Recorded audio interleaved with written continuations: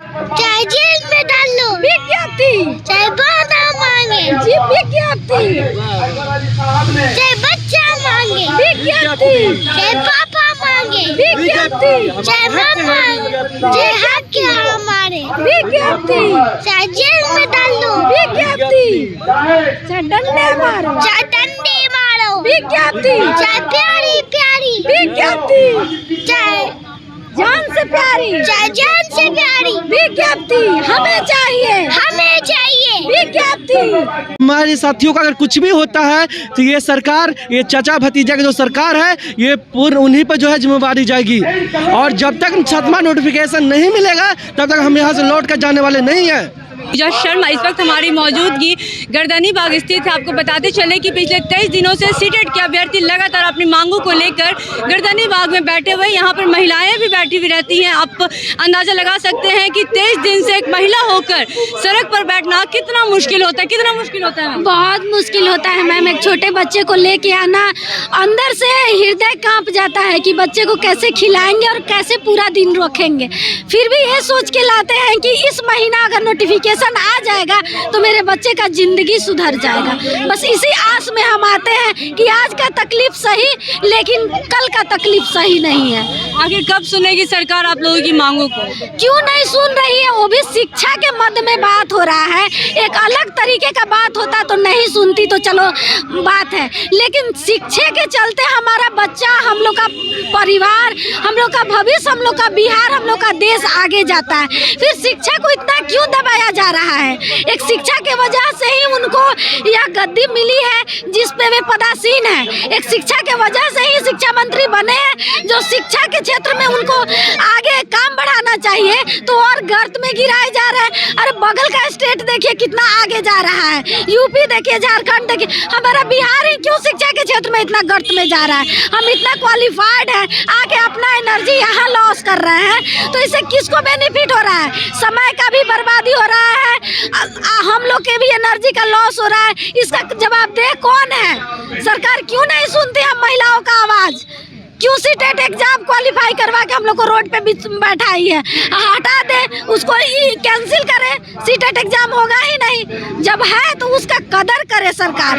हम लोग का विज्ञप्ति जल्द से जल्द निकाले ताकि हम महिलाओं और भाइयों का भविष्य सुधरे। बिहार में शिक्षा को प्राथमिकता दिया जाता है, तो कितना सही लगता है आपको? कहाँ प्राथमिकता दिया जा रहा है मैम? कहने के लिए बस है ये बात। अपने तो शिक्षा पा के पदासीन हो गए, लेकिन शिक्षा का यहाँ स्तर इतना गिर गया है कि आज भी कम उम्र के बच्चे होटल में काम कर रहे हैं, कम उम्र के बच्चे नशा का सेवन कर रहे हैं। ऐसा क्यों हो रहा है? गवर्नमेंट को ये चीज नहीं दिख रहा है? सब चीज दिख रहा है, पता नहीं क्यों दाब रहे हैं शिक्षा को, समझ में नहीं आ रहा है। अरे शिक्षा को बढ़ाइएगा तब ना हमारा बिहार आगे बढ़ेगा। शिक्षा को नहीं बढ़ाइएगा तो कैसे मेरा बिहार आगे बढ़ेगा? यहाँ आप एक महिला होकर बैठी हुई है, पहले तो ये बताइए कि कितनी दिक्कतें आती हैं? बहुत सारी दिक्कतें आती है। हम लोग को घर वालों से भी झूठ बोल करके आना होता है और घर वालों से बहुत सारी बातें सुन करके बहुत सारे मुश्किलों का सामना करके आना पड़ता है। मैं नीतीश कुमार जी से यही रिक्वेस्ट करना चाहूँगी कि हम लोग का नोटिफिकेशन इसी मंथ दे दें, क्योंकि वो हम लोग का तो दोषी हैं ही, साथ में ये 3 साल के बच्चे का भी दोषी हैं। क्योंकि जब ये नहीं सही शिक्षा इसको मिलेगी, नहीं ये पढ़े लिखेगा तो क्या बनेगा? चोर बनेगा, उचक्का बनेगा या फिर स्माइकर बनेगा? क्या बनेगा? आप तो हम लोग का ज़िंदगी बर्बाद कर ही दिए हैं, लेकिन ये आने वाली पीढ़ियों का भी ज़िंदगी बर्बाद कर रहे हैं। इन लोगों के पास अगर सही शिक्षा नहीं मिलेगी, हम लोग के पास सही आय नहीं रहेगा, तो हम लोग कैसे बच्चों को सही उचित शिक्षा देंगे? तो नीतीश कुमार जी, हम ये आपसे कहना चाहते हैं कि आप हमसे ज़्यादा मेरे से ज़्यादा दोषी, आप इन बच्चों का दोषी बन रहे हैं, क्योंकि ये बच्चे कहीं से भी दोषी नहीं है, ये निर्दोष हैं।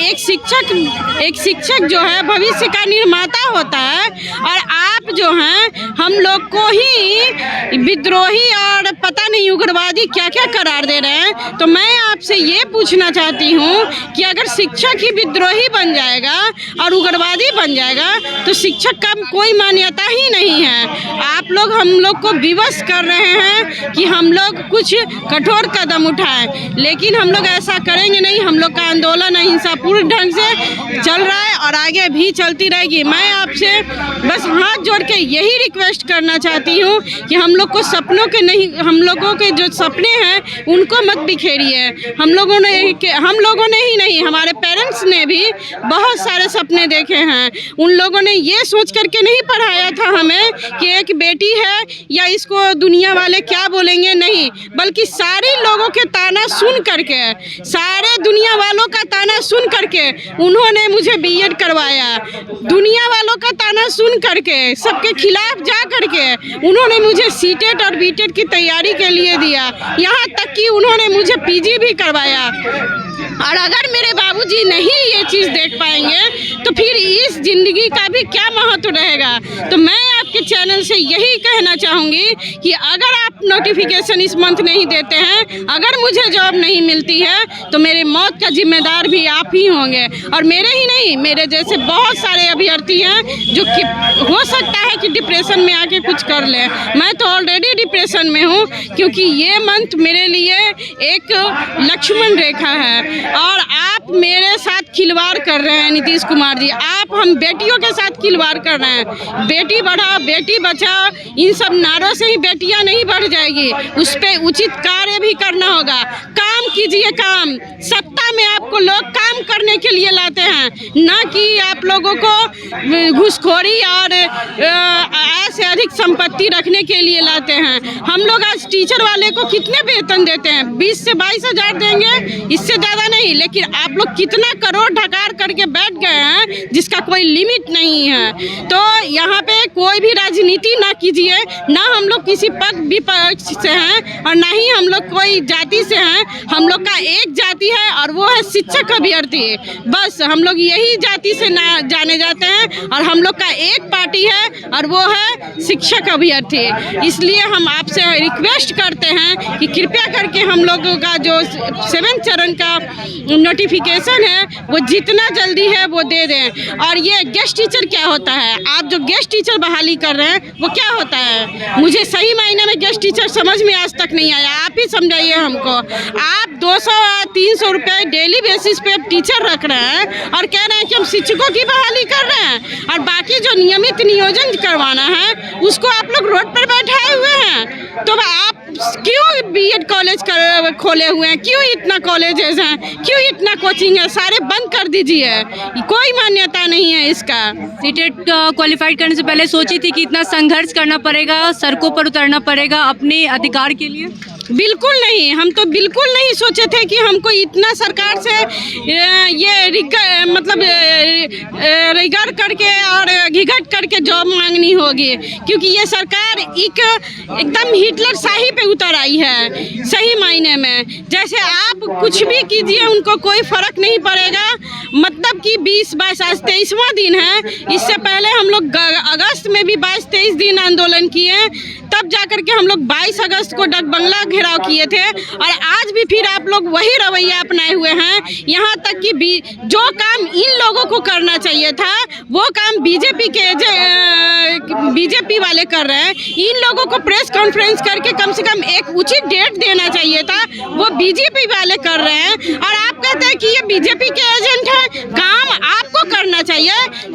32-35 साल से सत्ता आरजेडी और जेडीयू का बिहार में है, तो आप बीजेपी पे एलिगेशन लगाते हैं कि 2 करोड़ वालों से मांगे। तो आप लोग सत्ता पे क्यों है? छोड़ दीजिए कुर्सी ना, छोड़ दीजिए ना। यहाँ बीजेपी राज करेगी, ना जेडीयू ना आरजेडी, कोई पक्ष नहीं राज करेगा। यहाँ राष्ट्रपति शासन लगवा दीजिए। 23 दिन से बैठे हुए, क्या कुछ कहना चाहेंगे सरकार को? मैम, हम लोग जो है 23 दिन से बैठे हुए अनिश्चितकालीन आंदोलन पर हैं और सरकार जो है हमारी मांगों को सुन नहीं रही है। और कब सुनेगी ये पता नहीं है। और ये सरकार जो है बार बार अपना बयान बदलती जा रही है, कभी कहती है कि हम गुजरात मॉडल लाएंगे, कभी बोलती है दिल्ली मॉडल लाएंगे। हम आपसे पूछना चाहते हैं नीतीश बाबू कि हमारे बिहार में जो है जो विद्यालय है वहाँ शिक्षकों की घोर कमी है। 80-90 स्टूडेंट पर जो है एक टीचर है, जबकि भारत सरकार के द्वारा रेशियो दिया गया है कि 30 बच्चों पर एक शिक्षक होना चाहिए। लेकिन आपके ये पास शिक्षक ही नहीं है तो वो मॉडल कहाँ से आएगा? अरे आप अपना एक रोल मॉडल बनाइए ना बिहार का, दूसरे राज्यों का क्यों आप रोल मॉडल बनाने के पर उतरे हुए हैं? और हमारे साथ में चलने का हम आपसे नियोजन में जो है नियुक्ति पत्र नहीं मांग रहे हैं, ज्वाइनिंग लेटर, बस सरकार से बन निवेदन है कि आप हमें सिर्फ नोटिफिकेशन दे दीजिए और इसका जो है नियोजन जो आप जनवरी या फरवरी अगले साल ही करवाइए, सिर्फ नोटिफिकेशन हमको चाहिए। क्या क्या नुकसान झेलना पड़ रहा है इसकी वजह से? नुकसान मैम बहुत झेलना पड़ रहा है। घर से बात सुनना पड़ता है मम्मी पापा से कि आप लोग जो है क्या कर रहे हो पटना में इतना दिन से रह के। हम लोग जो है घर महीनों दिन से नहीं गए हैं, खाना रहने के लिए व्यवस्था नहीं है, फिर भी हम लोग रोड पे। हम लोग टीचरों को जो है आज स्कूल में होना चाहिए तो हम लोग रोड पे हैं मैम। और हमारे कितने साथी जो है इस साथ में चलने चक्कर में खो दिए हैं। और इसका जिम्मेदार कौन है, सरकार या हम इतने मेहनत से जो है BA DLED किए, सीटेट क्वालिफाइड किए, हमने 2 बार सीटेट क्वालिफाइड किया है मैम।